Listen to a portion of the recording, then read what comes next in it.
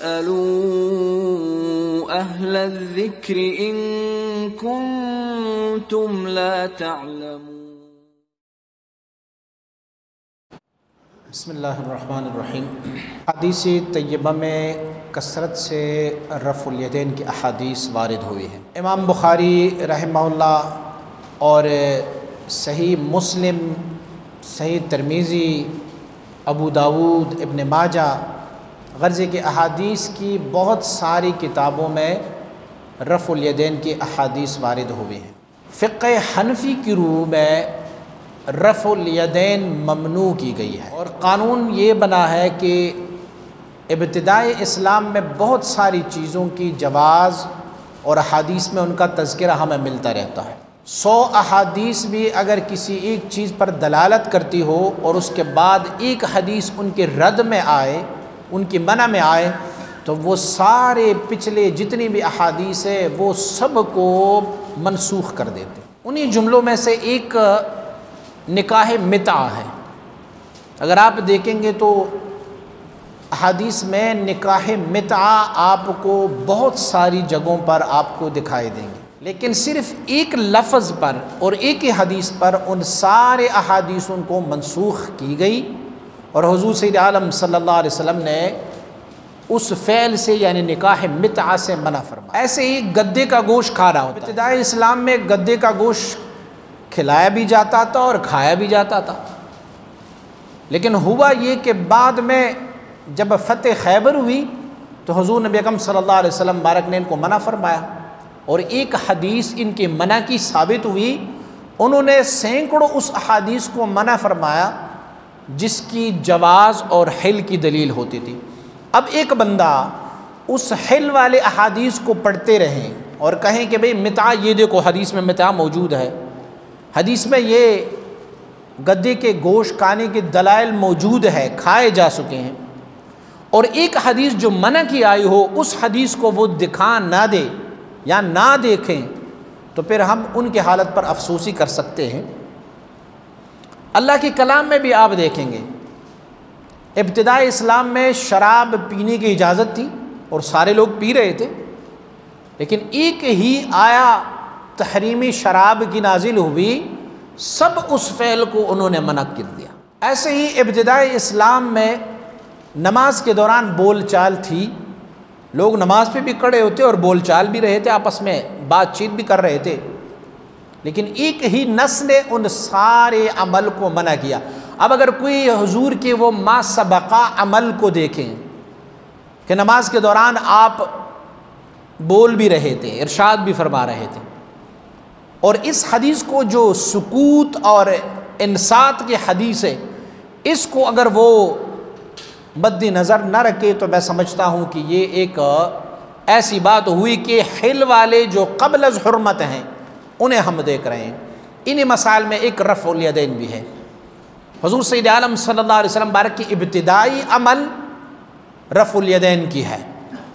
اور حتیٰ کہ بعد الہجرہ بھی حضور نبی اکرم صلی اللہ علیہ وسلم رفع الیدین فرمایا کرتے ہوتے تھے،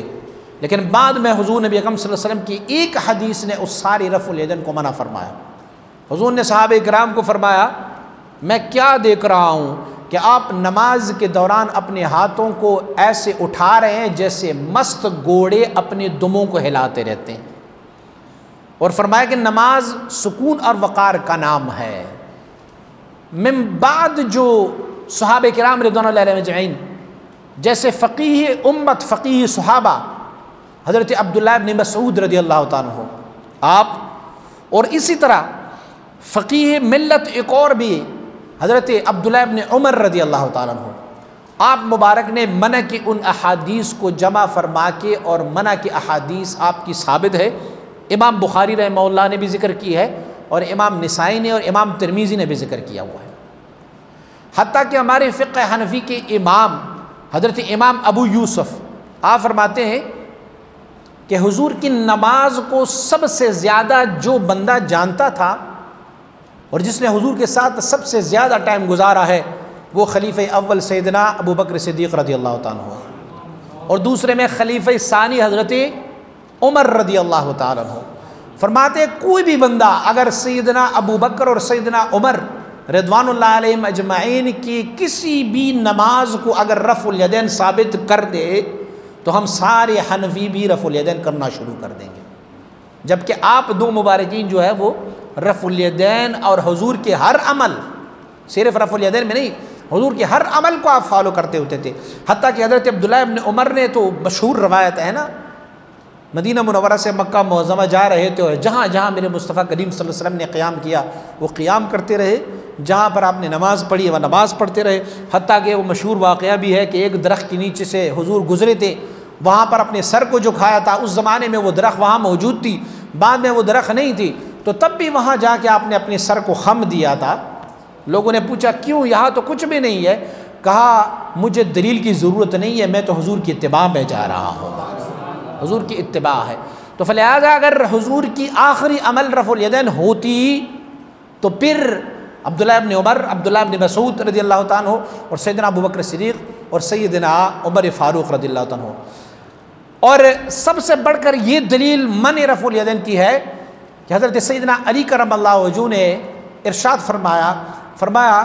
میں آپ کو حضور کی نماز کا طریقہ نہ سکھاؤں؟ صحابہ کرام نے عرض کی امیر المومنین آپ بتائیں۔ آپ کھڑے ہوئے، پوری نماز جیسے حضور نے ادا فرمائے تھے ویسے ادا کی، ما سوائے تکبیر افتتاح کی کہیں رفع الیدین نہیں فرمائے، اور فرمایا ہاکذا رأیت رسول اللہ صلی اللہ علیہ وسلم یصلی،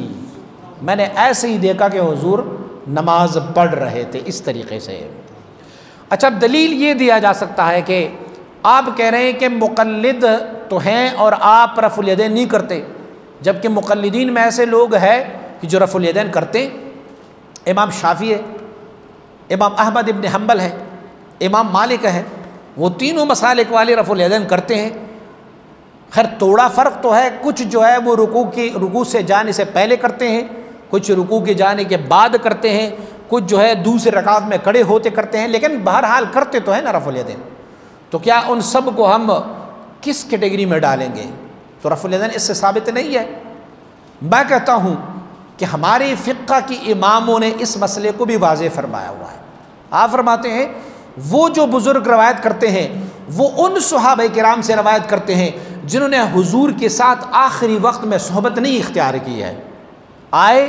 حضور کو جس حالت میں دیکھا کہ آپ رفع الیدین کرتے ہوتے تھے، اپنے علاقوں میں گئے ہیں اور آخری ایام میں انہوں نے حضور کی صحبت اختیار نہیں کی، اور اعتبار جو ہے وہ آخری عمل کے لیے ہوتا ہے۔ میں آپ کو ان صحابہ کرام کی روایت کر رہا ہوں، ان سے روایت دے رہا ہوں جنہوں نے حضور کے ساتھ آخری ایام تک زندگی گزاری ہے۔ سیدنا ابوبکر صدیق، سیدنا عمر فاروق، سیدنا عبداللہ ابن عمر، سیدنا عبداللہ ابن عباس رضی اللہ تعالی عنہم اجمعین۔ آپ مبارکین نے حضور کی فعل کو جس طرح ثابت کیا ہوا ہے نماز کا، اس میں رفع الیدین کی کوئی کنسپٹ اور نظریہ نہیں ہے۔ اچھا اب جو مسلک والے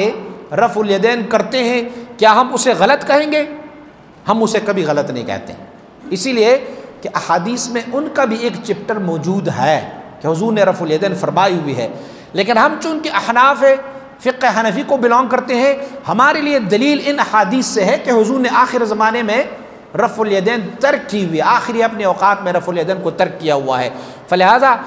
وہ صحابہ کرام جنہوں نے حضور کو رفع الیدین کی حالت میں دیکھے تھے اور بعد میں وہ حضور کی صحبت میں نہیں آئے، انہوں نے وہی رفع الیدین کی روایت نقل فرمائی ہے، تو وہ جو عمل کرنے والے لوگ ان کی احادیث پر ہے، ہم ان کو کوئی بلیم نہیں دیتے، ہم ان پر کوئی جرم ثابت نہیں کرتے، اور ہم جو بلیم اور جرم دیتے ہیں ان لوگوں کو جن کے عقیدے میں خلل ہوتا ہے اور پھر وہ کسی اور بہانے سے وہ رفع الیدین کرتے ہیں، وہ تقلید کے رقبے سے اپنے آپ کو